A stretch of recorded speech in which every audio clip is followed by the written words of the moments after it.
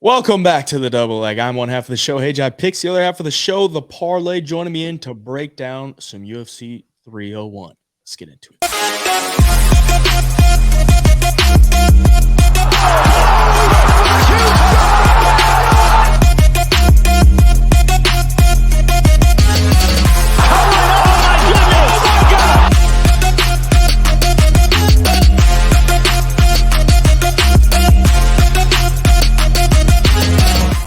We're back on the pay-per-view train in Brazil. Main event, Alexandre Pantoja, Steve Erceg. Not the greatest main event, but I do think it's going to be a pretty fun fight. Flyweights are usually pretty fun to watch. Pantoja is an animal, and Steve Erceg is looking to shock the world. The betting odds aren't that wide, which is pretty shocking considering Steve Erceg is number 10 in the world as far as flyweights are ranked, and Pantoja has beaten pretty much everybody in the flyweight division other than Steve Erceg. So he's getting the chance to pull off the upset. But before we get into that, let's talk about last week's card at the Apex.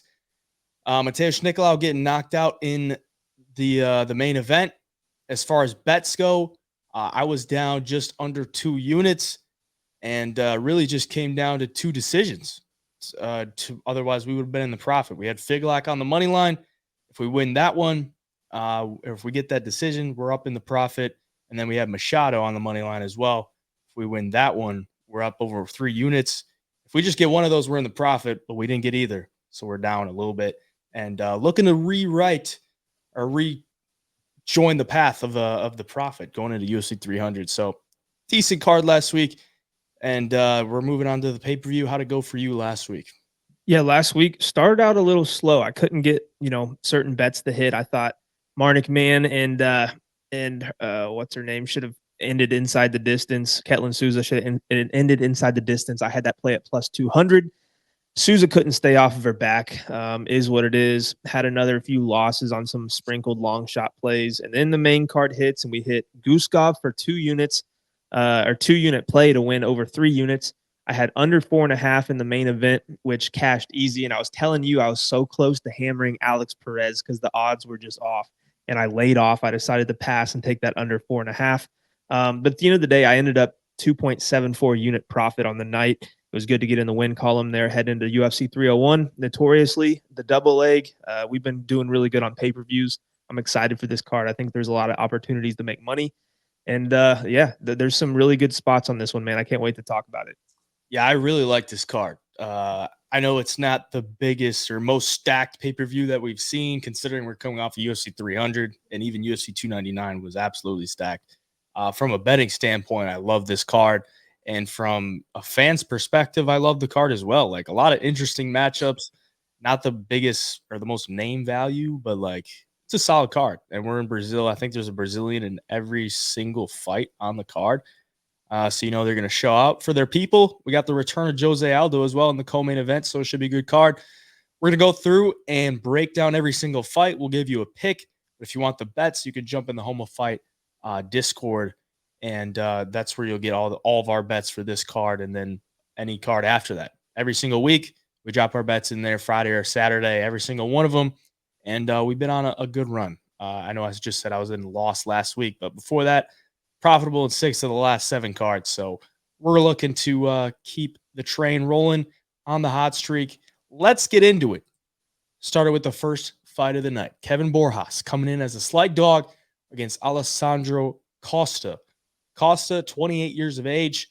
He is coming off a loss to the man in the main event, Steve Erceg. And he won a round against Steve Erceg. That was a UFC 295. I was there in attendance. I actually had a bet on Alessandro Costa as a dog. I think Costa's a really solid fighter. I was really high on him going into the Steve Erceg fight. And I'm still pretty high on him because I think he's got a lot of really good skills. He's taking on the guy that was also on the 295 card, Kevin Borjas, who lost to Joshua Van. We all know Joshua Van looks to be an absolute killer. So both guys coming off losses, but to really good competition. What are you thinking on this one? Yeah, this is an interesting fight. Costa, we talked a little bit before the show. I think Costa in this fight's going to have the advantage on the ground by a lot. I think he's fought in the higher level competition, obviously in the UFC. And the competition that he's fought hasn't really allowed him to show his ground game, show his wrestling, or really, what he's got in the jiu-jitsu world. But I think it is going to be really good. I think he's going to have opportunities to get this fight to the ground. And, I think his control is going to be good on top. It's not where Borjas is going to want this fight whatsoever. I mean, you look at Costa's fights in the UFC so far, and it's Amir Albazi, who's a title contender. He lost that fight in the third round by knockout, but he wasn't like really getting dominated in the first couple of rounds. He held his own for the most part. Then he goes and he beats Jimmy Flick, and then he loses to Erceg, who's fighting for a title as well. So this guy is fighting championship level competition for the most part in the UFC. I think that's going to serve him well in this fight. Borjas's debut against Josh Van, I thought he looked really, really sharp on the feet. He is it's a weird striking style because he looks like he's wild, but it's like he does it in a technical way, and he's pretty accurate as well. And he can hit you with a lot of volume. He can hit you with some big shots. It's the only time we've really seen Joshua Van in trouble at this level was getting dropped by Borjas. He keeps the pace up pretty well. For him, I don't think it was easy going in there against a volume striker like Van and being able to push the pace for 3 rounds against a guy who just does that better than you. But in this fight, it's the tale of if it stays on the feet, Borjas is going to have a lot of success here for 3 rounds. If it goes to the ground, this is Alessandro Costa all day. Being only the second fight for Borjas in the UFC, going against the guy with, very high level experience, I got to side with Costa here. I think he's very solid all around. I don't even think he's going to be outclassed as bad on the feet as you might think. I think he can hold his own there as well. He's a strong dude. He's very physical, and I think it's going to serve him well in this fight against Borjas. I look for him to get it to the ground, and I'm going to take him to win this fight to open the card. And by the way, the UFC opening cards with fights like this is serving him well. You better make sure you got your ass in the seat from the first fight of the night because this one's going to be wild. Yeah, it's a fun fight. I love both guys. I think both guys have really good skills on the feet. Borjas, I think, might have a slight advantage just as far as pure boxing skill, but Costa wings some big hooks, and he's powerful. He could take a shot. I know he got knocked out by Amir Albazi, but that was just a beautifully timed uppercut, and I don't think there's much he could do about that. Albazi's top 5 in the world right now, so we're talking about Kevin Borjas and not Amir Albazi. Costa is he's kind of like Diego Lopez's right-hand man. Like wherever Diego Lopez goes, Alessandro Costa goes. He's in the corner for Diego Lopez. I believe they train at same gym in Mexico, and he was there for Diego Lopez's win 3 weeks ago. So he's been in camp with Diego Lopez, and if you look at his record, like he's got 6 submissions on his records, all in the first round, and one of them being a flying armbar. So, I mean, I think this guy's ground game just hasn't been able to show it because he's going up against guys like Erceg, Albazi, Jimmy Flick. Those are guys that are either tough to take down or guys you don't want to go to the ground with. So I think he's got good stand-up. He's got a good ground game. And if you look at Borjas's record, his only loss before the UFC was to a guy named Renzo Mendez, and he rear naked choked him. So I think Borjas, if he gets taken down, he's going to be not a fish out of water, but he's going to be overmatched. Like we saw him get taken down by the Victor Diaz guy on the Contender Series 5 times. Diaz took that fight on short notice, completely gassed out. Like he was ragged on him in the first round, 2 for 2 on takedowns, almost 4 minutes of control time, and then hits round 2, started up on the feet. Diaz has no gas, and Borjas was just able to pick him apart. So I don't think Costa's going to gas out. I think he's got good cardio, good stand-up, good ground game, good submission game. I got to go with Costa in this one, and I will definitely be taking a look at that submission prop. Moving on, we got Vince Pichel coming in as a big dog against Ishmael Bonfim. This was a fight that is rebooked. It was supposed to be on the Brazil card last November. Bonfim missed weight. I don't know exactly how many pounds he missed by, but I don't think Pichel was willing to take that fight considering he missed weight. And so they rebook it for the Brazil card here in May, UFC 301. So they go from a fight night to a pay-per-view. Not bad, but they're still on the prelims, and Ishmael Bonfim is, or I don't want to say he got fraud checked. Definitely didn't get fraud checked if you lose to Benoit Saint-Denis. But he was a big favorite in that fight, and he lost. He's looking to bounce back here against the 41-year-old Pichel. You giving Pichel any type of chance in this one? I wouldn't think so. But there is the one chance I think he has is if he can just slow the fight down, and if Ismail Bonfim kind of gasses out, because Ismail Bonfim, the Bonfim brothers are guys that burn hot. I mean, we saw it in his brother's last fight against Nicholas Dalby. He came out, he looked really good, ran out of gas. Guys like Dalby just are going to take over after that point. And not that Vince Pichel is like a cardio machine by any means, but he is a guy who will fight slower. He's not going to come out there and just rush right in. You know, he can fight all 3 rounds. He's got loads of experience. He's a good boxer on the feet. You know, even on the ground, Gregor Gillespie submitted him, but other than that, this guy's not really getting taken down and like choked out hardly ever. I mean, Jim Miller had him in bad positions, was on his back, and Jim Miller's a very good submission artist. He wasn't able to get the job done. Vince Pichel went on to win that fight. So he's just a guy that if you leave him around in the fight long enough, he's going to land enough shots on the feet. He's going to drag you into deep waters against a guy like Bonfim, who does burn hot. Like if this fight hits the second round, Pichel's going to, you know, give him a chance to at least make it to the scorecards. And if he can, you know, have a better gas tank, land better shots in the last half of the fight, it's going to be a lot closer than these odds show.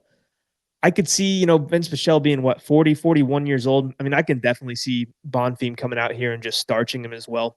It's all going to come down to, you know, if Pichel can hang in there for that first round or not. Overall, Bonfim obviously way younger, probably more skilled, especially at this point in his career. But Pichel is a veteran. You know, his only 2 losses in the UFC, sorry, 3 losses in the UFC are Gregor Gillespie, Mark Madsen with the good wrestling, and you know, was it Rustam Kabalov? But I believe that was on the Ultimate Fighter. So, you know, this guy's not losing a lot of fights at this level. It's just the age, the speed. He's going to be at a big disadvantage here. But dude, if this gets to like over 1.5 rounds, I'm going to be looking at that live bet button on Vince Pichel for sure. Yeah, I don't really think Bonfim has like terrible cardio. So I don't know if that he's gonna like fall off a cliff as far as you know where Pichel could like take over. I do think the line is a little bit wide considering like Pichel's not a bum. Like he's 41. He just he's not very active. Like he hasn't fought in 2 years. He's got decent skills. He's tough. But I just think the skill gap at this point, like I think Bonfim's probably gonna be faster. He's gonna be sharper, probably could take a punch a little bit better. And she's the favorite for a reason. Like I see Bonfim winning this fight. You know what's funny is so Bonfim or Pichel was supposed to fight Benoit Saint Denis, and then he pulled out, and then Bonfim took the fight, and then he loses to BSD. So maybe he wants to get a little revenge for having to take that fight, and then he loses his long winning streak. But yeah, I mean, I don't think a loss to BSD is the worst thing by any means. Fighting in his home country, I kind of see this fight going to a decision. I think Bonfim might just pull off a decision. Like if you look at Bonfim's record before the Terrence McKinney knockout, 3 straight decision wins. If you watch his fight on the Contender Series, he was just really calculated, just landed the better shots, didn't get hit a lot. Like he was just picking him apart. I think he could do a pretty similar thing here against Pichel. And if you watch the BSD fight, BSD just overwhelmed him. Like I think Bonfim went in there with the same type of game plan. Like, stay patient, pick your shots, kind of what he did to McKinney, but BSD just rolled right through him. He didn't have a second to like think about it. So I don't think Pichel could do that by any means. I think he's going to be able to pick apart Pichel as this fight goes on. I'll take Bonfim. Yeah, and really Bonfim's big downfall, especially on the regionals, has been getting submitted and putting himself in bad positions on the ground, and Pichel's just not that type of guy whatsoever. So, you take away the weakness of Bonfim here, and if it plays out on the feet, like it, or at least this is where Pichel wants the fight is on the feet. I think Bonfim with the speed advantage alone is going to make it tough for Pichel to overcome. And, if Bonfim wants to try to take it to the ground and it gets there and he's on top, I think he's going to have a massive advantage as well. So, yeah, this is just going to be if Vince can, I don't know, survive and just try to give himself a chance. But I don't think it's worth taking a shot as the dog. I think there's a lot better dog spots on this one. And yeah, Bonfim should get back in the win column. I agree. From there, we move on to some women's MMA. Both women Dana White Contender Series alums, both making their UFC debut. Ernesto Kareckaite coming in as the underdog against Diani Barbosa. Barbosa 31, Kareckaite 25. You see on the screen there, she is 5'9", 71-inch reach, still undefeated. She does have one draw on her record. She was in one of the craziest women's MMA fights, probably of last year, like as far as Contender Series and UFC, through just an absurd amount of strikes. Just to be accurate, she threw 440 in a 3-round fight. She outlanded her opponent by 16? The other girl landed 168 on her. Ernest landed 184. So she wants to keep the fights standing, and she wants to 100% do that against Barbosa, because Barbosa got a first-round submission on the Contender Series. She doesn't really offer too much on the feet. She's going to be looking to get this fight to the ground. She's a big favorite. What are you thinking? Yeah, in this type of fight at this level for women's MMA, you're obviously going to get a clash in styles a lot of the time. But with Barbosa can't get it to the ground, like you said, I think she's in a lot of trouble because of the volume. But not only that, like Kareckaite's tall for the division. She's going to have a 3 or 4 inch reach advantage. And, if she can just keep that jab pumping, the front kicks up the middle, just try to keep Barbosa away from you, it can get harder and harder to land the takedowns. I mean, Kareckaite's a strong girl as well. I've seen her on the regionals stuffing takedowns for the most part. And on the ground, it's not like, she's getting submitted by everybody who takes her there.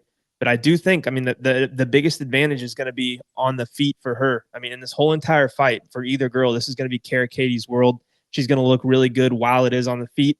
And, a lot of times if girls can't go in there and get takedowns right away, and they're starting to get touched up, they start getting their body ripped up, and it gets harder and harder to get the fights to the ground. And that'd be my one big concern with Barbosa here being a minus 210 favorite.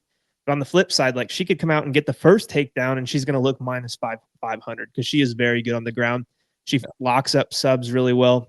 She's highly skilled there. It's just tough being, lower level debuters into the UFC and women's MMA. It's really hard to put my hard-earned money on either side here. But yeah, for me, it's dog or pass if you have to have something on the fight, or you look for the Barbosa submission prop if you're on that side. But for me, I'm going to go with the striker.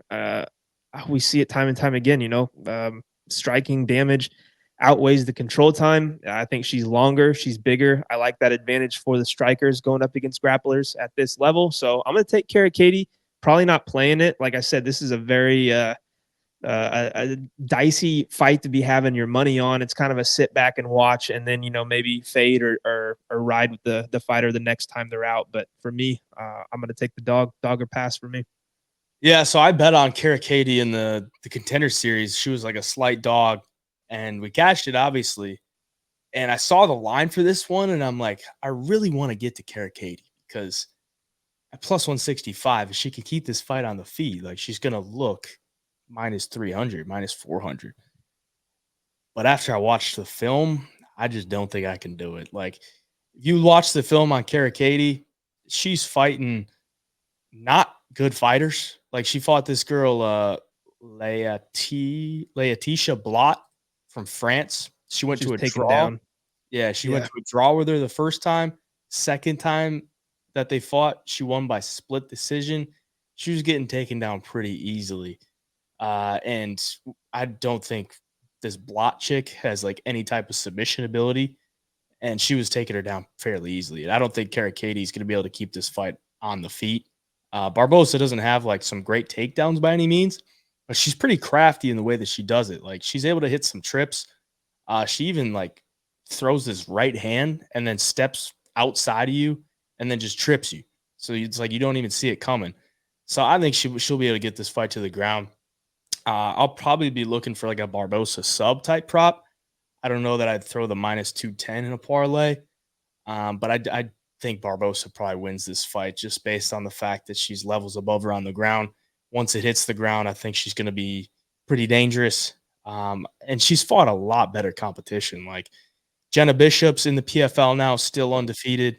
Josiane Nunes in the UFC, and she even beat Karine Silva. So that was a while back, but she still beat her. That was 2019. She beat Karine Silva. We just saw last week. So I got to go with Deanne Barbosa. Moving on, we got Jamie Mullarkey coming in as the dog against Mauricio Ruffy. Ruffy sit at minus 165. Ruffy making his debut. He is 1 year older than Jamie Mullarkey, but that chin is a lot younger because Jamie Mullarkey, you know the deal with Jamie Mullarkey. He looks great until you touch that chin and he goes night-night. Mauricio Ruffy, every single one of his wins come by knockout. So I think that's the reason why he's coming in here as the favorite. It's tough because like Mullarkey, skill for skill, might be better than Ruffy. But if you're putting your hard-earned money on Jamie Mullarkey, if you're trusting that chin, I just gotta wish you good luck and hope that it holds up for you. But I don't think it's gonna happen here. What are you thinking? Yeah, they keep lining these Jamie Mullarkey fights and make it seem like he's got a chance. Like they kind of tease you in, like, he's only plus 130. Like this is going to be a lot closer. But they do that time and time again, or they make him the favorite and he just gets starched. Ruffy, you're going to hear this all week everywhere too. Like because Laura Senko said it on the Contender Series that he's got the same style as McGregor. He looks like Conor McGregor in the octagon. And this dude started professional mixed martial arts in 2016, right at the peak McGregor era. This dude was probably watching Conor and then kind of adopted that striking style. And, all of that aside, he is very fluid on the feet. He's in and out of the pocket well. And he's got a lot of power. Like you said, he ends all of his fights by knockout. He's been knocked out once. I'm not really out here, super worried about Jamie Mullarkey's power by any means. If I'm worried that Mullarkey wins this fight, I think Mullarkey's got to take it to the ground and just, fight like a veteran, make it dirty, get Ruffy out of his comfort zone, which is on the feet.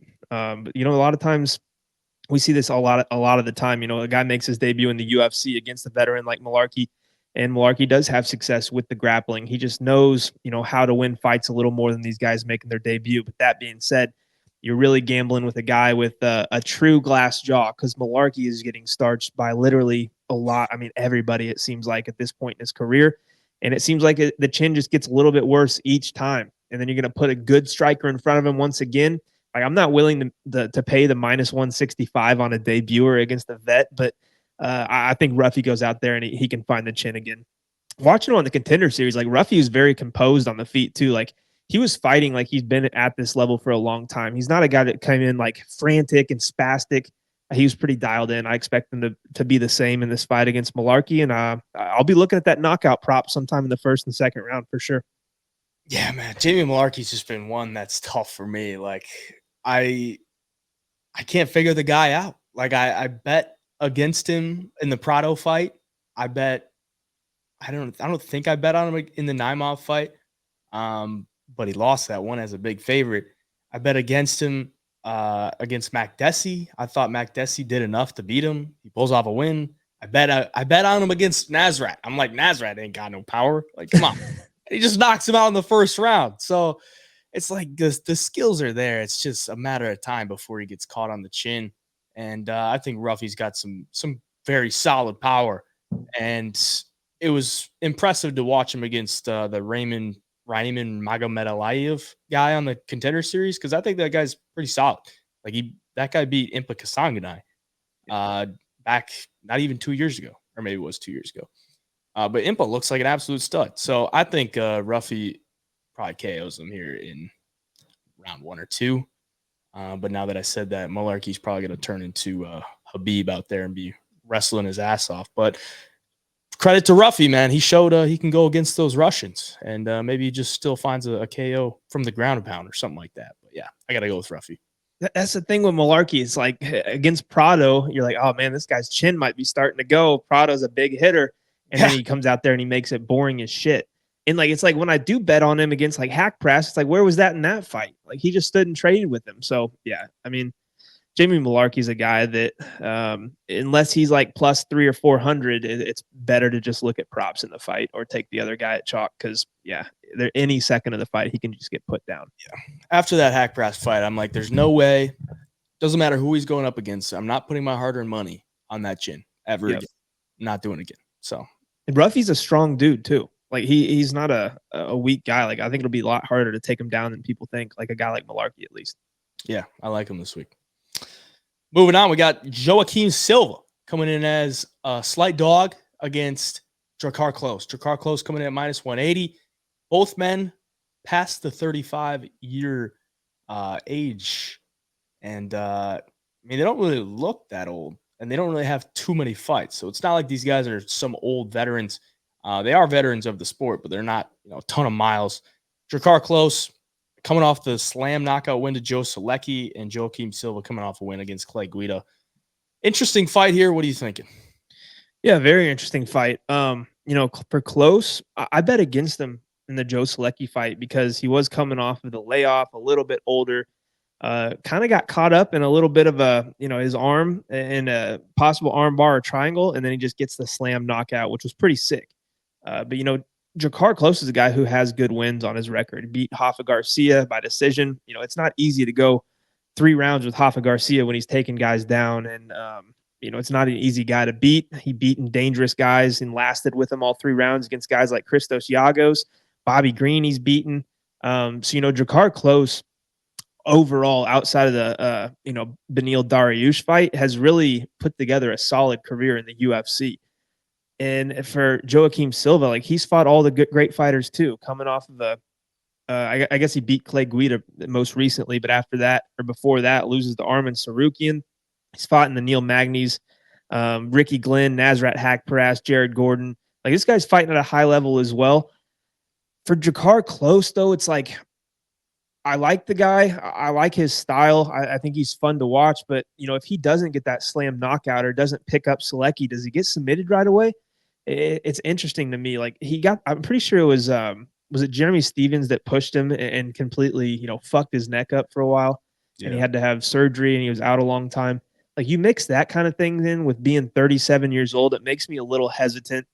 But, you look at Silva, he's not a spring chicken by any means as well. He's mid-30s too.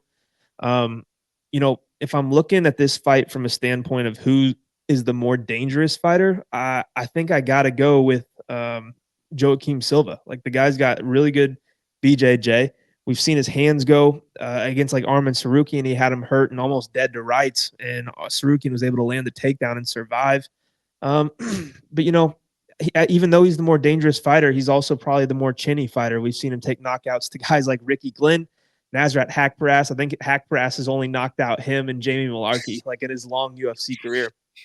So yeah, it's a tough fight to call. I see a lot of people on the dog this week in Joaquim Silva, which if you're betting a money line here, it probably is dog or pass. But something tells me Jakar Klose is kind of making this late career surge here and is going to keep the win train going and get another one against Silva. I think Jakar's got a well-rounded enough game to do that. And like you said, it's not like he's got a ton of fights on his record. It's not like he's a 37 or 8-year-old with 40 fights. He's only got like 16 fights. So I think he'll be able to be durable enough to survive the big shots of Silva on the ground. I think he's good enough to stay safe. I'm going to take Jakar to win the fight. Yeah, I think this is a good fight for Jakar. I think he wins. I think Joaquim Silva can't really trust his durability too much. And most people will look in the recent history and see that he like rocked Arman Sarukian. I think Arman Sarukian was just playing with his food. Like, you look at that first round, Arman Sarukian could have done that to him the entire fight. Like, he was just looking for some type of performance bonus. And after he got rocked, took him down right away, goes out in round 3, slams him on his head, absolutely destroys him on the ground. I don't really put too much stock into him clipping Arman. Like, anybody can clip anybody. And I know Silva's got some good power. I think Jakar is clean on the feet. He's got good wrestling. He's got good submission defense. Like, Silva's got some good submissions, but I don't think Jakar's getting submitted here. He's never been submitted.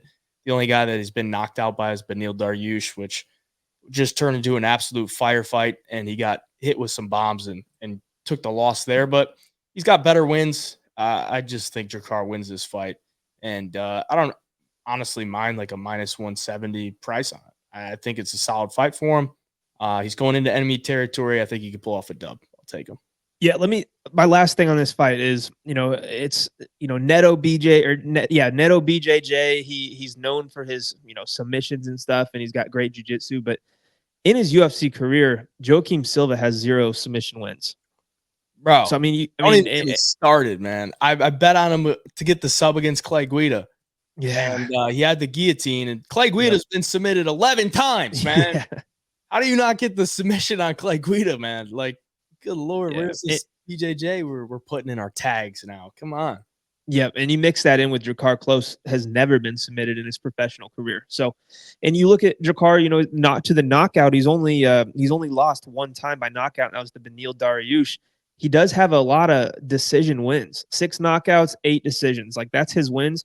That shows me he's obviously got some power in his hands, but he can fight you for all 3 rounds. And if it goes to the judges' scorecards, like odds are he's going to be the one getting his hand raised. Silva, he's winning by decision against Clay Guida. Like Clay Guida's 57 years old. And then all of his other wins are knockout, knockout, knockout, split decision against guys who are not high level and you've probably never even heard of. So, yeah, it just tells me, if this fight goes all 3, Jakar Klose probably going to get his hand raised, never been submitted. You take that aspect out of the fight. And, I think Jakar is going to have more in the tank for 3 rounds on the feet and should be able to get it done for sure. I like it. Moving on, we got William Gomis coming in as the plus 124 dog against Jean Silva, who sits at minus 155. Silva picked up a knockout win over the great Weston Wilson in his debut. Gomis is now 3-0 in the UFC, still coming in as the dog, fighting out of France. He's got that kind of boring kickboxing style. He's got that long frame. You see the height, 6 foot, 73-inch reach. Jean Silva looks to be a guy that has a lot of power. He kind of just brings the violence. And if he wins, he's going to bark into the camera. So he is known for that. What are you thinking on this one? Yeah, this is, if Jean Silva wants to win the fight, I think he's got to make it dirty, obviously. He's got to land the big shots. And, against the guy in Gomis who's never been knocked out, against the guy in Gomis who's going to be a lot bigger. I mean, he's 6 foot tall compared to Silva's 5'7". He's going to have a 4-inch reach Silva's going to have a 4-inch reach disadvantage against Gomis. I think it's going to make it very tough. And Gomis, like you said, he kind of makes these fights boring. He uses his kickboxing to stay at range to where he's going to want the fight. And, if he doesn't allow Silva to get close, I don't really know what Silva's going to be able to do to win minutes in this fight. I think he's going to have to catch him and clip him, which obviously he's probably capable of. I mean, he's a strong guy. He throws hard and brings the violence every single fight. But it's just going to be tough for him to get in on Gomis, I believe. I think Gomis will make this a slower, boring, frustrating fight for Silva. And I was honestly surprised to see Gomis as the underdog here. I think, Silva coming off the big win over Weston Wilson, who I'm surprised is still getting shots in the UFC. I don't think that really tells me a whole bunch about what he can do at this level. This will be a true test for him. This should be a decently close fight. For Silva, for Gomis though, wins by 3rd round TKO technically, I guess. I think they thought it was a low blow. They went back, said it wasn't. Fight was over. I had the round 3 prop at plus 1,900 to hit on that card. Before that, I know it was the cheapest bet. I mean, decision. I fucking hate you, bro. Dude, I remember that, dude. We were both like, I was so happy. You were pissed. Oh man, that was crazy on the Paris card. He hit him like in the belt line, Yeah. right? And Gamori said it was a nut shot, so he stopped fighting. And then they were like, "All right, fight's over." Yeah, So, the ref didn't even call it time. He just waved his arms off. And he said, "Keep fighting." And he's like, "Dude, I got hit in the nuts." And the ref's like, "Keep fighting, dude." And then he tried to say it again and they called it. But like William Gomis before that went to a split decision with Francis Marshall in a fight that a lot of people thought he lost. And Francis Marshall since, getting finished by Isaac Dolgarian very early in the fight, hasn't really shown that he's a great fighter at this level. And then before that, he beat Jarno Aarons by majority decision. Jarno obviously coming off of a win, but it was a win he needed to save his career. So, yeah, William Gomis just doesn't really overly impress in there, but he finds ways to make fights close. And if you go to decision with him, he's probably landing more volume in the cleaner shots with not a lot of power. But, he's getting wins that way, and I have a feeling it's going to make it a frustrating fight for Silva. And as a dog, I think there's a good chance he makes it close enough to get the win here too. How about that win over Jarno Aarons, huh? Because, I mean, shit, if you look at Jarno Aarons, I think he's a better kickboxer than John Silva at this point. So, I would say. I mean, maybe not as dangerous, but, like, he's better technically. John Silva is a guy that's just going to bring the aggression. and he kind of needs to do it in this spot because I think Gomi is just going to sit on the outside. He's going to frustrate John Silva. I don't think John Silva is going to be able to get in on the inside, and I don't know if he's really going to be able to get takedowns on Gomi. He's a tall dude, good takedown defense. I mean, watch that fight with Gomi and Francis Marshall. Francis Marshall landed 11% of his strikes. Didn't land more than 6 significant strikes in a single round. It was just brutal to watch. Like, you can't touch this man. And I don't think John Silva was going to be able to either. I mean, maybe he could land a couple decent shots, but for the most part, Gomi's going to stick to the outside, uses his kicks. Really not going to engage in much. It's not going to be pretty on the eyes, but as a dog, I got to go with Gomi. You don't take that many shots, and you're solid in your game plan. You stick to it. Sign me up for William Gomi as a dog. And I just haven't really seen too much from John Silva that I like. So I'll take Gomi. Moving along, we got Mitabek Orolbai against Elvis Brener. Brener coming in as the dog. Orolbai sitting at minus 243. Believe it or not, this man is 26 years of age. Mr. Orolbai did crawl out of a cave about 5,000 years ago, but he resurrected himself back in 1998. Now he is sitting here at 26 years of age. And the guy looks like a stud. That is the reason why he is minus 200 plus on the Elvis Brener. And everybody loves the Elvis Brener side because he's absolutely showed up as the dog. Cashed the first 2 fights as a big plus money dog against Tahugov. I don't think he won that fight, but he got the win. And then he had that amazing performance against Kowalkiewicz as a big dog to upset him there. Last time out, got a first round knockout. Coming in as the big dog here, fighting in his home country. What do you think? Yeah, this is a tough one. Because I mean, Nick DeBeck has dominated most of his opponents from the regional scene to even coming in against Uros Medic, who in his last fight last weekend just knocked out Tim Means early in the first round with an uppercut.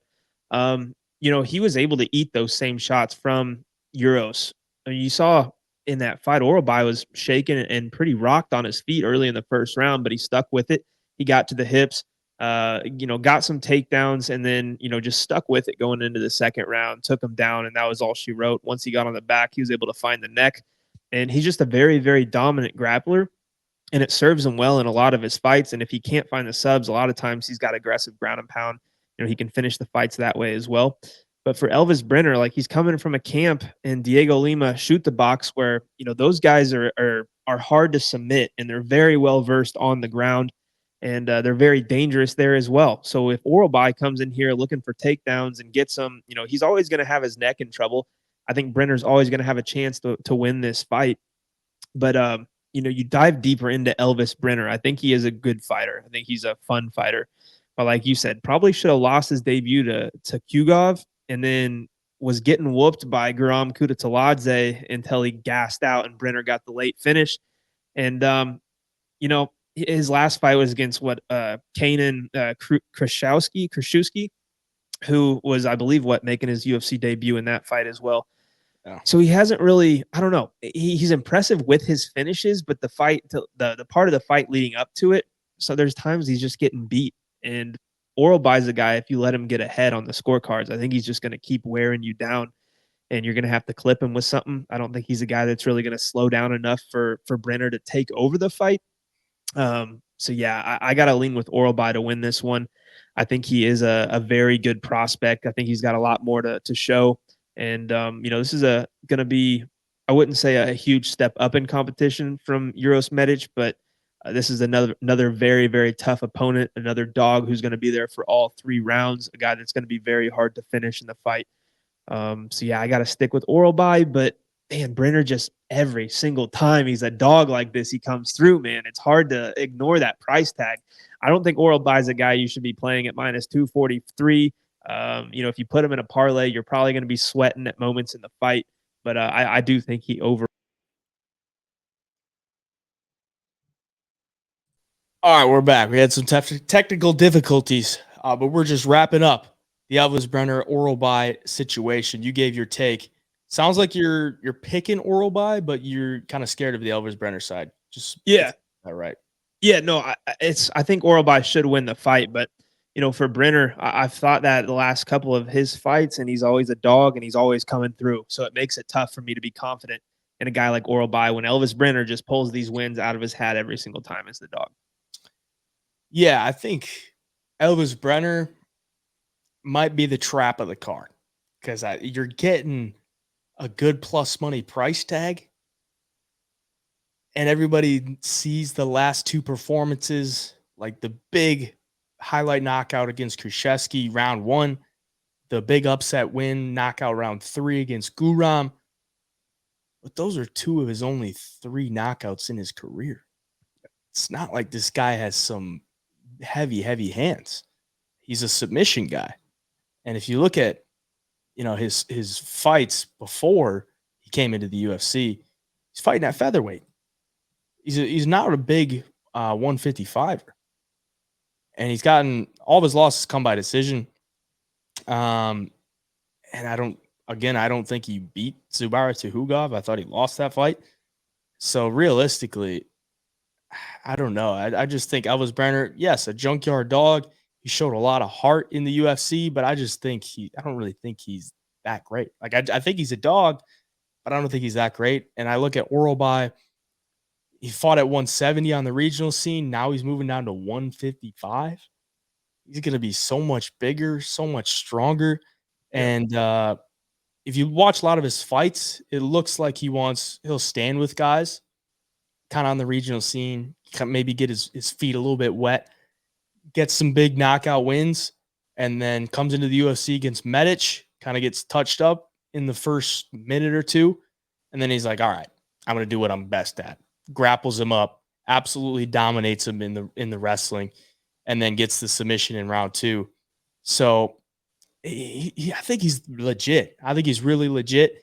His only loss comes to another undefeated guy, undefeated Russian, who's like 13-0, something like that. So he hasn't been fighting bums.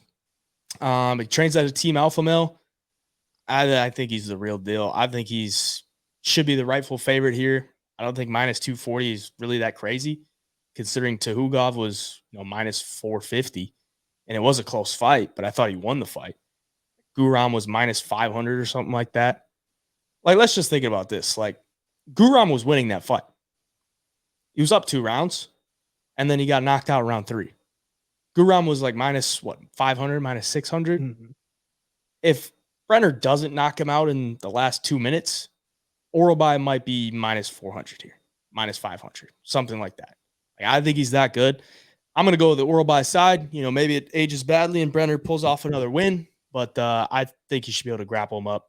And I don't really think Brenner's KO powers is like something to be super worried about. I'd be much more worried about Uros Medic on the feet than I was Brener. And he was able to take Medic's best shots, and then after that just completely dominated. So I'm on Orolbai, and I'll take it for the pick. Yeah, last thing on this one, I guess, not that I failed to realize, but last point is that Orolbai, took that fight against Medic on short notice. And, this one, he's got a full camp, like you said, moving down a weight class, going to get interesting. But on the flip side, we haven't really touched on this at all. Like, these fights are in Brazil. Like, how much do you think the crowd is going to play a factor into guys like Elvis Brener when the fight's coming down to the wire and to the judges? And my next thing is just keep in mind that Glover Teixeira, when he fought his last fight, was basically everybody left the arena before he even got done giving his retirement speech. So it's like, man, the Brazil crowd, like, are they there just because they love fights? Are they really supporting their dudes? I don't know. Do you think it plays any part into these guys this weekend? I don't think it really plays a part in the judges, because especially in this fight. Like, if Orolbai is winning, he's going to have him on the ground. It's going to be pretty definitive. I don't know. I think maybe Brazilians fighting in their home country might come out with a little bit more motivation. But I don't think the Brazil crowd's going to be like just insanely like out there for like their Brazilian fighters, because there's one in every fight. So it's not like they only got a few that they're going to be rooting for. They got one in every fight. They can't keep it up every fight. So yeah, that's my take on it. Moving along, we got some more women's MMA. We got Yasmin Lucindo coming in as a minus 330 favorite over Karolina Kowalkiewicz. Karolina's sitting at 38 years of age. She's on a 4-fight win streak, and after the 5-fight losing streak, so completely turned around her career. But she is coming in as a big dog here against the 22-year-old Yasmin Lucindo. You know the rule. Lady's got a neck tat. Can't bet against her. But she's a big favorite here. What are you thinking? Yeah, dude. If you would have told me like Karolina Kowalkiewicz before she beat Felice Herrig in 2022 was on a 5-fight losing streak to all the best girls in the world besides Jessica Penne, but 5-fight losing streak. And if you would have told me she was going to win her next 4 in a row, I bet the odds would have been like plus 20,000, dude. Like there's no way I thought she was going to have a resurgence at this age, 36 years old and going on a 4-fight win streak. She's looked really good, though. Her striking has looked really good. She's thrown a shit ton of volume in her last couple of fights. Against Diana Belbita, she lands 141 significant strikes. Before that, against Vanessa Denopoulos, she lands 139 significant strikes. She's landed some takedowns in 2 of her last few wins. So, yeah, she's looked really good, but Lucindo is not Diana Belbita. She's not Vanessa Demopoulos or even Silvana Gomez Juarez. I think Lucindo is a girl who is going to have a real serious chance to make some noise in the UFC in this division. I think she's looked so good in the UFC so far.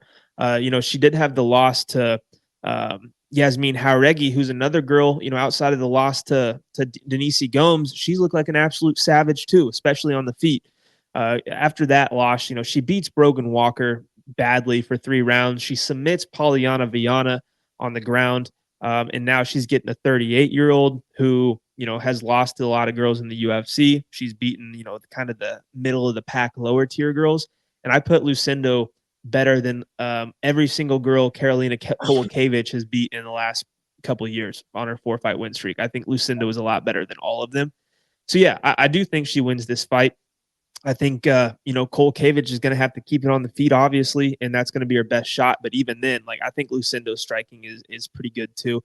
She's aggressive. She hits hard. And at some point, I just feel like she's going to take this fight to the ground. And when she does, she's very aggressive. She's very strong, and it's hard to get back to your feet. And if you do, chances are she's still got her hands locked. She's going to put you right back down. So, yeah, give me Yasmin Lucindo here. I like her a lot to win this week. Yeah, I think Lucindo's the rightful favorite. Just the fact that we're getting into women's MMA in a fight that I don't really think Lucindo's going to be like shooting takedowns off the rip. Like, I think she thinks she can stand and trade with Karolina, and I think she probably can. I think she'll land the bigger shots, more impactful shots. Karolina needs to win this fight off of volume. Like, she doesn't have big power. She doesn't have great grappling. She just really beats girls that are lower level, and she can out volume them, be a little bit more cleaner, a little bit more technical. But at the same time, she gets hit with over 5 significant strikes per minute. She lands almost 6, but she gets hit with a lot, and Lucindo's can crack. I mean, she's a girl that's been fighting since she was 15 years old. She's got 20 professional fights under her belt, only at 22 years of age. So, yeah, I think Lucindo's the rightful favorite. I really wanted to get to the Karolina side, but I just don't see it. I mean, unless Lucindo's just low volume and doesn't really try to win this fight, like, I think she wins. So I'll take Lucindo for the pick. Moving on, we got Joe Anderson Brito versus Jack Shore. I believe this is the featured prelim of the night, and a good one at that. I got a pretty strong take on this one. Brito coming in as a minus 175 favorite. Jack Shore sitting at plus 139. He is not 36 years of age. That is incorrect on the screen. I believe he is what? He would be 29. 29? Yeah, so he's not 36. Brito, I believe, is like, 30 years old. So, or maybe, no, he's 29. That is accurate. Yeah, both guys 29. Jack Shore, not 6'3" either. Jeez, we got to really ramp up these graphics. The graphic guy, Jack Shore ain't 6'3". I believe they're both 5'8". So I mean, they're about similar size. Jack Shore used to fight at 135, and then decided to move up to 145. Here he finds Joe Anderson Brito coming off the win against Jonathan Pierce. What are you thinking? Oh yeah. So I see a lot of people liking Jack Shore as an underdog here, and I get it because he does have some very dominant wrestling. He's good on the ground. He's got good submissions, and Jonathan Pierce was having his way with Anderson Brito for the most part until he got caught up in that choke. Um, but I say that out loud, and then it's like, that just proves that Anderson Brito is super dangerous wherever this fight goes. He's going to be the better striker here. He's going to have way more power in his hands, and obviously he can find submissions on dominant grapplers and wrestlers because he's done it. He's got submission wins on his record. He's got a lot of knockout wins, and he's beaten a lot of pretty good opponents too. Jack Shore, his only loss comes to Ricky Simone, where I believe he was submitted in that fight, and I don't necessarily see a submission happening on the side of Brito in this one like it did against Pierce. I think for Pierce, he's more of just like a straight wrestler. He doesn't really have that crazy good jujitsu, outside of taking your back and choking you out. He's not really a big jujitsu guy, where I think Jack Shore is a little bit better with the jujitsu, is going to have a little more knowledge of where to keep his neck, where to not put it, and it's going to be harder to submit him here. But Brito, if he can keep it on the feet, I think he's gonna win this fight all day long. But we just saw him taken down against Pierce, at pretty well ease. Jack Shore's kind of that similar aggression when it comes to trying to get takedowns. It's all going to come down to which guy can keep the fight where they want it. But I don't have a strong opinion on this fight, but I am going to take the more dangerous fighter in Brito for my pick. Haven't got there with a bet on either side yet. But yeah, man, I don't know. This is a dicey one because this is one of those fights you think it's going to go one way and it just completely flops in your face. Yeah, so on the screen it says Jack Shore's record is 17-7-1. That is absolutely incorrect. I apologize to the viewers because these graphics have not been accurate. He's not 186 pounds either. I don't know who's making these, but we're gonna have a talk because these graphics have been really inaccurate. No excuse for that. But to give my take on this fight, I said I had a strong take, and I don't think Jack Shore's good. I just don't. Like his wins in the UFC. Yeah, they're bad. His best win. His best win is Timur Valiev. They're all Ultimate Fighter guys. His best win is a Timur Valiev, who lost on the Ultimate Fighter, and since then lost on the regional scene. Other than that, they're guys you wouldn't even know. And these are guys at 135. At 135, Jack Shore has a muffin top. At 145, he's probably going to have two muffin tops. Like, this guy is not physically strong whatsoever. I do believe he has some good technical skills, but he's been fighting absolute cans, and he's a Cage Warriors guy. I hate Cage Warriors guys. I don't see how this fight goes well for Jack Shore. I think Brito has him outgunned in every single facet, with the power, with the striking, the grappling. I think Jack Shore maybe could land a takedown because Brito doesn't have the best takedown defense. But Brito out-grappled Diego Lopez. He submitted Jonathan Pierce. Knocked out Andre Fili. Like, the guy's dangerous anywhere the fight goes. I hate Jack Shore. I'll just say it straight up. I hate his fight style. I hate that. Like, how can you be a UFC fighter and not have a single bulge of muscle on your body? I don't get it. How do you train full time, not have a single ab, not have a single piece of definition in your chest? Your arms look like you've never lifted a weight in your life. I don't understand it. I think Brito absolutely smokes Jack Shore. And I really believe that Jack Shore was this hyped up prospect only because he was undefeated. And the only lick of competition that he faced was Ricky Simone. And Ricky Simone destroyed him. He's going up against Anderson Brito, who I have high hopes for. And I believe that he can run through Jack Shore. So I'm going to go with Anderson Brito. I believe the line's kind of down to like minus 160, minus 165. Might be a hammer spot for me. I don't know. I got to maybe just, see what else I'm on. I don't want to be too overexposed on one side, but yeah, I like the Brito side. What for Jack Shore, his trainer and coach is his father, right? Yeah. I Yeah. mean, who else is in that camp? Anybody? He trains at Shore Mixed Martial Arts. Oban Elliott. That's the only other UFC guy, I Yeah, believe. so I mean, if you're not really, I mean, Oban Elliott is an average fighter in my opinion. You're not really putting yourself in there with the best in the world. Like you look at guys coming out of like the best guys are all out of gyms like American Top Team, aka Team Alpha Male. Like they're going with the best guys in the world day in day out in sparring and grappling practice and wrestling. I just don't know if Jack Shore is really getting that where he's at, and it definitely showed in the Ricky Simone fight. And like you said, everybody else he's fought has kind of been bums at some point. So, yeah, no, I'm definitely leaning Brito. Just way more dangerous too, in my opinion, especially at this level. Yeah, I like it.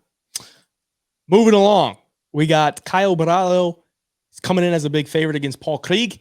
Paul Craig coming in at plus 328. And he is looking to get back in the win column after taking the loss to Brendan Allen. Kyle Borralho still undefeated in the UFC, coming off the decision win against Abus Magomedov, which was back in Brazil last November. I mean, interesting fight here. I mean, this is one where the line is pretty wide, and I could see it looking that way. But it's freaking Paul Craig. Like, you don't want to go to the ground with Paul Craig. And I look at Borralho as like one of his best weapons is, getting the guys to the ground and using his ground game. I don't think he really used it at all in his last fight. I think that would be a smart play to not use it in this fight. Because if he does it, I think he's just giving Paul Craig a chance to win this. What are you thinking? Yeah, definitely. I do think Kaio is going to be the better striker here, and if you just watch Paul Craig in his tape and all of his fights, like when he's winning, he's able to do it by submission on the ground. So even though Kaio is very good on the ground, he's got very good control. His top pressure is good, and he's got a decent submission game too. He's a high level guy. You're always giving Paul Craig a chance. When the fight hits the mat, it doesn't matter who you are. Like even in the Andrew Muniz fight, Muniz took it to the ground. Paul Craig ended up on top, and even though he couldn't find the submission, he rained down the ground and pound until he got the finish. So yeah, that's where Paul Craig's dangerous. Paul Craig's striking isn't good in my opinion. Like he's got some decent kicks and stuff, but he's not a guy that you can just tell he doesn't train for these striking fights. He trains to use his striking to maybe set up some kind of takedown or to try to get in close, get into the clinch, and then either pull guard or drag you down. But I just don't know if that's going to work against a guy like Kaios, who's younger, who's very strong, whose striking is going to be superior to Paul's, and on the ground, who I think he's going to be good enough to stay safe at least. But at the same time, like I think being such a good wrestler and grappler, I think he has the tools to keep this fight on the feet if that's where he really wants it. I don't think Paul Craig's going to be landing takedowns on Caio Borralho. So yeah, Caio's going to be the pick, but Paul Craig's so fun to put the finish props on because he just pulls him out of nowhere, man. He's beating guys like Jamal Hill at 205. He just pulls him out of his hat, pulls him out of his ass out of nowhere. But then he also, gets finished by guys like Johnny Walker in the very first round, and Brendan Allen put a beating on him before he submitted him in the third round. And with Kyle winning all these decisions, it has to make you a little more comfortable to take him here because if he can just fight that style and make it 3 rounds, Paul Craig usually slows down and drops some rounds towards the end of the fight. So yeah, I got to go with Kyle. If it goes to decision, he definitely wins. Just don't go to the ground or don't let Paul Craig on top because he is very, very freaking strong, dude. He's a natural 205er that's fighting down against smaller guys. And yeah, man, he's very dangerous if he gets on top. I believe Paul Craig is gone blonde for this fight. So that might be a new mythical fighter. Blonde Paul Craig could pull off a big upset here. But I really think if Borralho just keeps it on the feet, he smokes him. It's just the fact that if he does go to the ground, you're just giving Paul Craig a chance to win. Like that, one of these fighters is going to learn. Like I thought Brendan Allen would be smart enough to not go to the ground with Paul Craig, but he did. He survived, but he got put in like a nasty calf slicer. And I'm like, you're literally only giving him a shot. That's all you're doing right here because you're working him on the feet. Paul Craig only landed like 6 significant strikes in a over two round fight. Like, he's not landing anything. You're going to absolutely smoke him on the feet. Why are you even entertaining the ground game? And I'm concerned that Borralho is going to look at that fight and be like, well, if Brendan Allen survived, then I can survive, and he's going to get caught in something that's stupid. Now that I say that, I mean, Borralho is going to be the pick because I think the middleweight skill gap is a lot bigger compared to like the light heavyweights. Like, light heavyweights don't really have to deal with that type of ground game all that often. And that's why you can submit an Ankalaev. That's why you can submit or TKO a Jamal Hill. I think Borralho wins. But I always got to throw a little Paul Craig by sub in there just for the brand. It's an auto bet, man. It's an auto bet every time. And I'll probably throw something on it. Borralho, not the heaviest to have hands either, but we need to see a finish from this, man. Let's just keep it a buck. Like, Borralho, you're this big of a favorite. You only have one win by finish in the UFC. You need a finish here, and you should get a TKO pretty easily if you could do it. So Borralho will be the pick. But watch out for the Bear Jew, man. Watch out for that. Moving on, we got Michel Pereira coming in as a big favorite over Ihor Potieria. Potieria, this will be his second fight at middleweight. Technically his first because he missed weight last time out, but he did get a win, and it looked like a nice little move for him to go down to middleweight because he was kind of an undersized 205er, faces this dude Robert Erceg in his debut, and that guy was just all boxing. Potieria was kind of styling on him, which was really bad luck for Robert Brichek, or whatever the frick you say his name. Yeah, Dryzek or It's going to be a lot different here against Michel Pereira because Pereira is going to be a lot more explosive. He's an ex-welterweight, but at middleweight, he looks huge, even at middleweight. Just fast dude, crisp hands, really good jiu-jitsu as well. And I think that's why you see him as a big favorite here against Potieria. Ihor doesn't have, the greatest chin. Like, he's been knocked out a few times in the UFC. And he's going to have to withstand some big shots from Pereira here. What are you thinking? Yeah, I think this is payback for the last time they put Potieria on the Brazil card to beat Shogun Rua in his retirement fight. He's 1-0 in Brazil. So this is payback, man. That was bullshit of the UFC to do. But I think Potieria, I don't necessarily know if his chin's that bad. Like, we saw in his last fight, he took some big shots and stuff. I just think when guys pressure him and throw a lot of volume and hit him with big shots, I just think he starts to fade.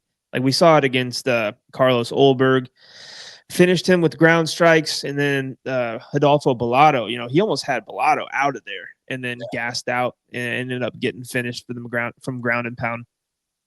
I think Michel Pereira is a style that is not going to let you breathe whatsoever, and he's not a guy that you can go out there and style on like he did against Robert Dryzek. Like, Michel Pereira is very, very polished on the feet. He's got some really unorthodox striking. He keeps you guessing, and he hits very hard. And then if it goes to the ground too, like we saw him in his last fight submit Michael Olazejczyk in the first round very easily, and he's got a lot of submissions on his record too. So I think wherever this fight goes, Michel Pereira is going to be a lot better. I think he hits harder. I think he's faster. I think he's got better cardio overall. Yeah, I don't. If Potieria didn't go out and win his last fight against Robert Dryzek, first of all, I don't think he's getting this opportunity. But if so, this is like Michel Pereira minus 800, just a lamb being led to slaughter here. I think Michel Pereira is the rightful favorite. I do think he comes out and beats the hell out of Ihor Potieria. But Potieria has never been submitted. So if he does win, I do believe it's by knockout here. Yeah, I mean, if you look at the last fight with Potieria, that Dryzek guy is just a pure boxer. He was so stiff. He was just like a punching bag for Ihor, and that's really why Ihor looked good. Like, I don't think Ihor is good at all. I really don't. Agreed. I mean, he could land some shots against these, bigger light heavyweights because he's a little bit faster than him, but he just never really had the ability to take it nor the cardio to keep it up. And at 185, I think Pereira is just going to be so much faster, land a lot better shots, better cardio. All signs point to Pereira. He's a big favorite. Not saying anything crazy, but I'm with you there. I think he probably KOs him. Moving on to the feature bout, we got Vitor Petrino coming in as a big favorite as well against Anthony Lionheart Smith. We just saw him get a win over Ryan Spann last week. He is back with the quick turnaround, and he's looking to get a win against Vitor Petrino. I had to throw that in there. Just a little joke because Bogdan got the win last week. Petrino, undefeated in the UFC, still undefeated in his professional career. I mean, I think we all expect him to beat Anthony Smith at this point, but is minus 520 a little rich. What do you think? Yeah, that's a little high, just considering Anthony Smith is a guy who has fought everybody. He's fought at a high level for a long time. But he beat Ryan Spann for his last win. And in that fight, even like Ryan Spann just kind of fought down to the level of Anthony Smith and just tried to match him. It looked like a sparring fight with leg kicks and everything. But Anthony Smith was struggling with the cardio in that fight. He didn't have much left in the tank. He was slower. And Ryan Spann looked at the exact same, in my opinion. Against a guy like Petrino, who's younger, who hits hard, who can wrestle, he can submit guys. He's a very well-rounded fighter. I think that's a style. And he's shown good cardio too for a big dude like this. Like, that's the style that beats Anthony Smith at this stage. Smith, like skill for skill, back in the day too, like years ago, is probably a more well-rounded fighter than Vitor Petrino, maybe. But at this stage, dude, I just don't like what I've seen out of Anthony Smith. I don't like the way he reacts to getting hit with big shots. Like we saw it against Roundtree. He got beat up for a lot of that fight and then finished later on in the fight.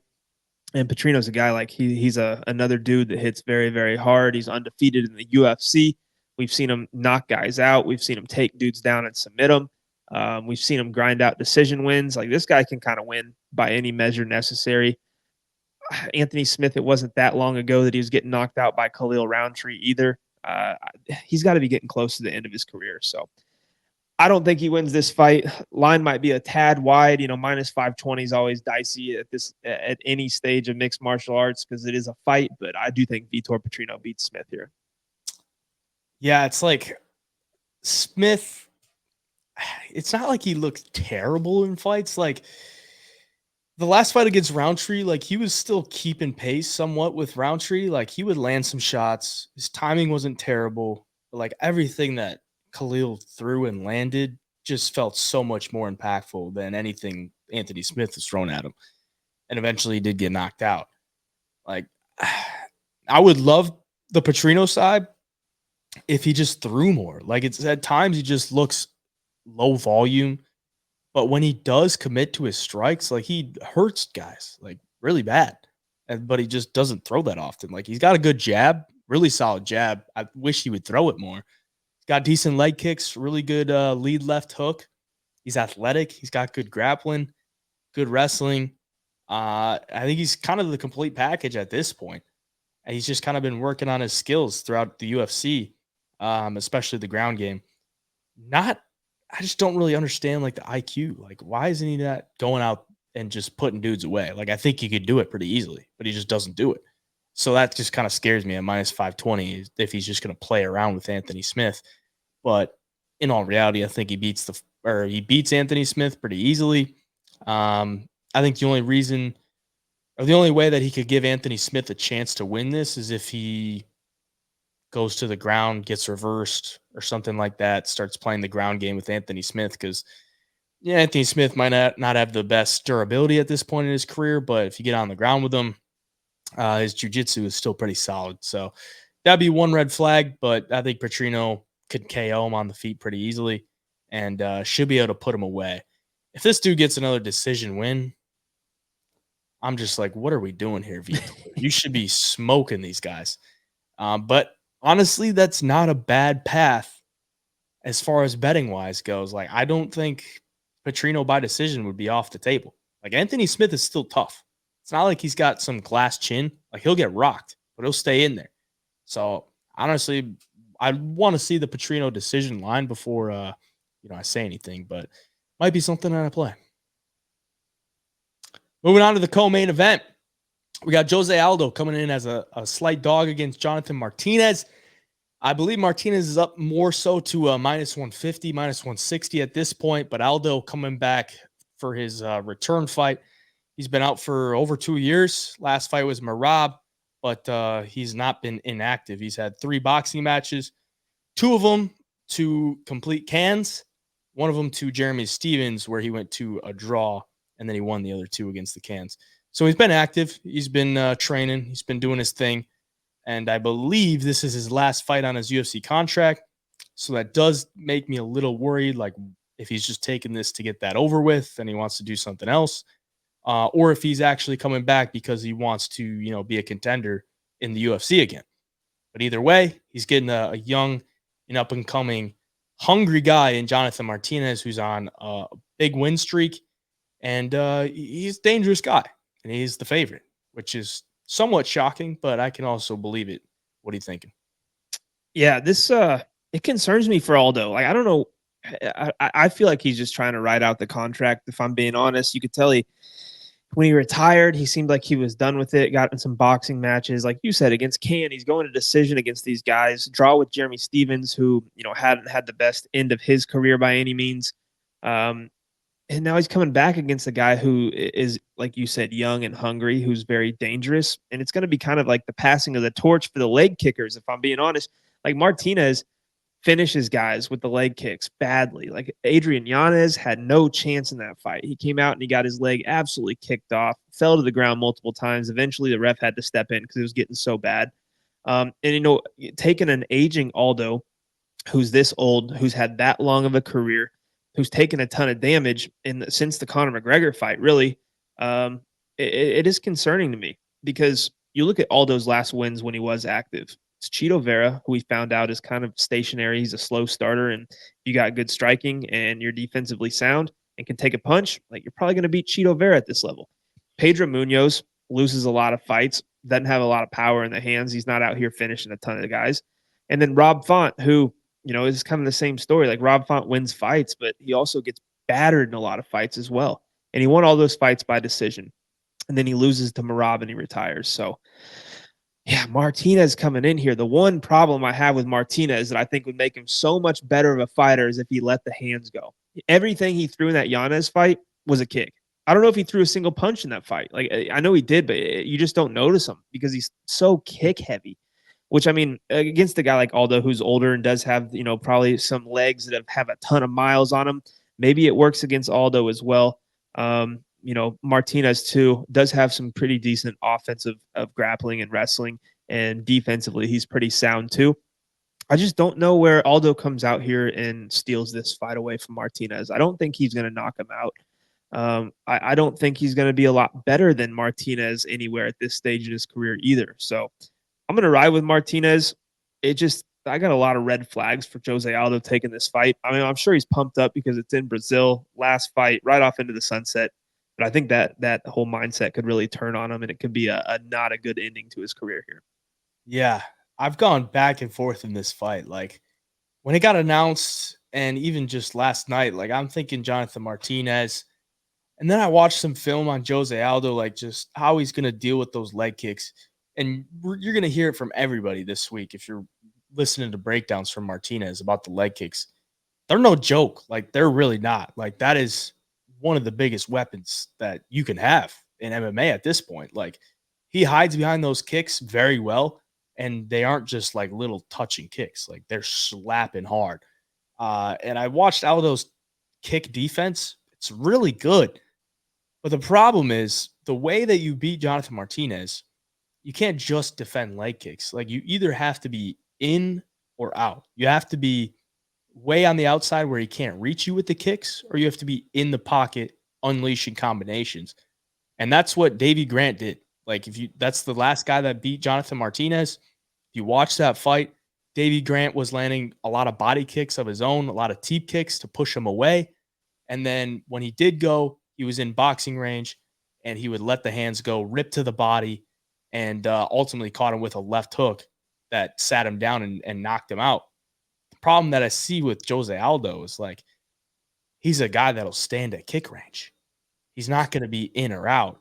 Like, if he gets on the inside and he can, get into rip the body, do some dirty boxing type stuff, then he's going to have some success. The problem is he just stands at kick range way too often. And that's going to be Martinez's wheelhouse. And he's just going to be circling away, ripping the leg kicks, maybe throwing a jab or two out there. And considering that Aldo has been boxing lately, if he just goes in there boxing heavy, he's going to get his legs chewed up. Doesn't matter how good you once were at getting or using your leg kicks.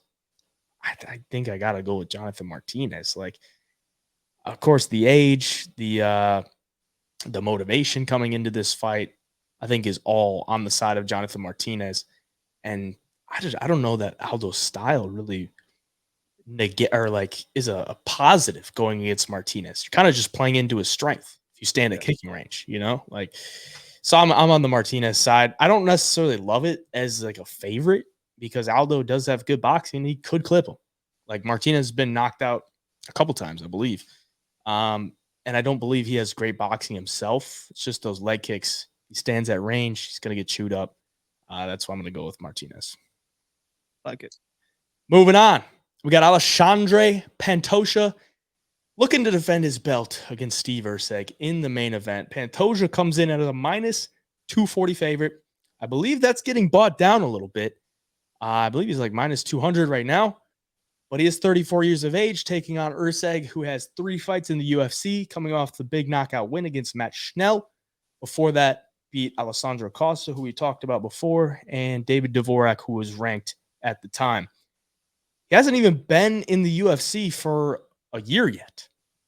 And here he is, fighting for the flyweight title. I believe he's the only guy that should be here. Like, Pantoja's beat pretty much everybody else.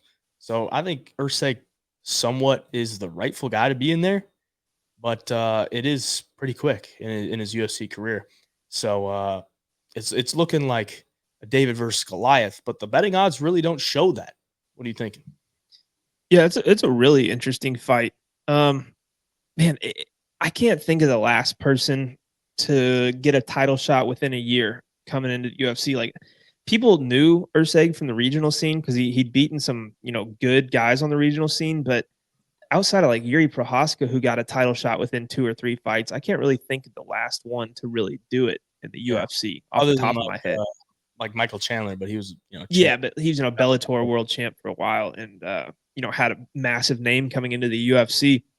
But I was shocked at first when they announced this fight, but you really look at the flyweight division. I mean, you're just going to be running circles around the top 5, fighting the same guys over and over. So it's good to see a fresh face in there, fighting Pantoja. But Pantoja seems like he's at the top of his game right now, even being a tad bit older into his career.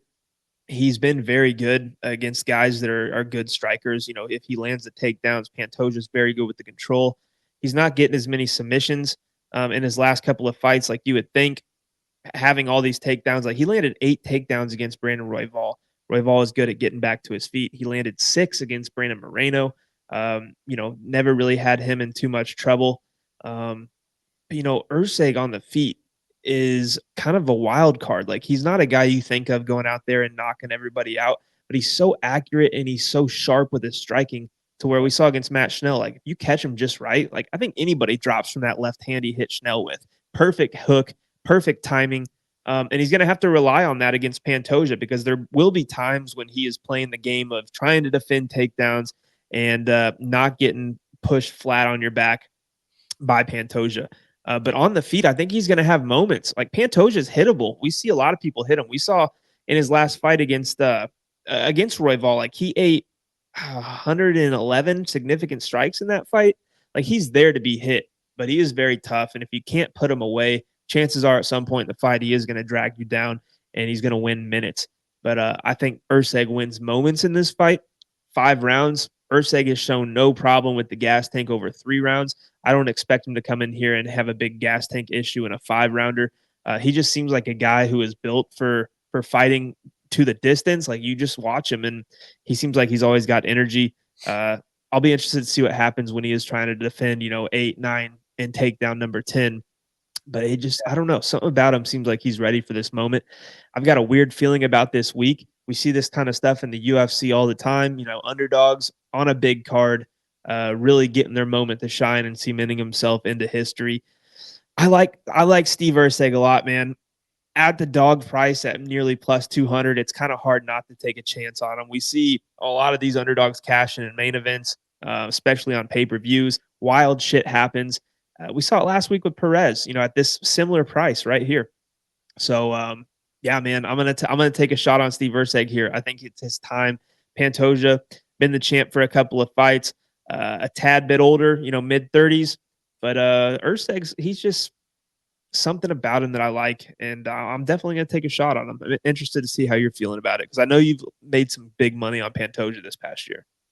Yeah, Pantoja's been my baby for a while. He's always come through for me. He's on the 5-fight win streak, and I don't know that I could jump off the train here, man. Like Steve Erceg, this fight's going to come down to one thing, and it's going to be how good of a grappler is Steve Erceg. If he's on the level of Pantoja, then he's got a great chance to win this fight.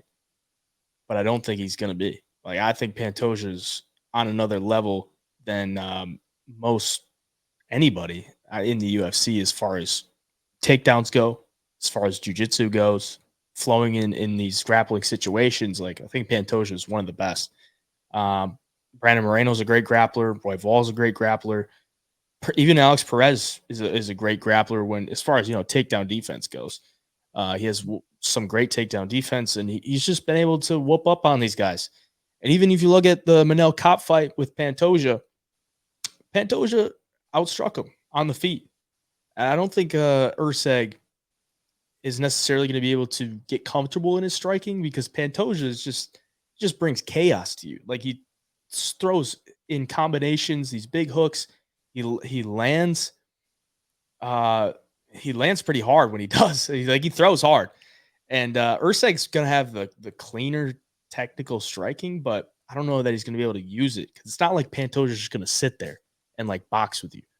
That's just not what he does. He's just going to bring chaos towards you. He's going to look for those takedowns. He's going to try to take your back. He's going to get you to the ground. And he's going to put you through hell.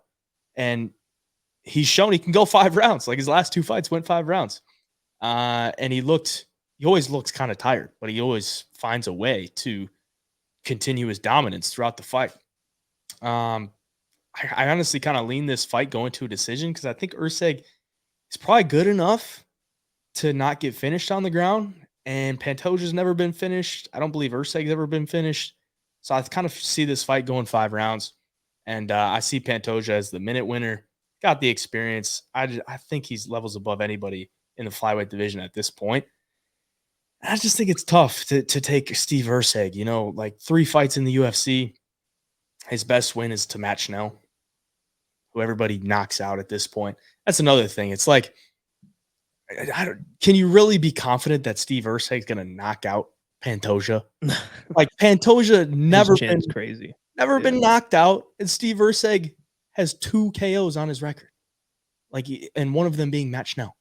So it's not even like he was knocking dudes out cold before he came to the UFC. He was really just submitting a lot of these guys.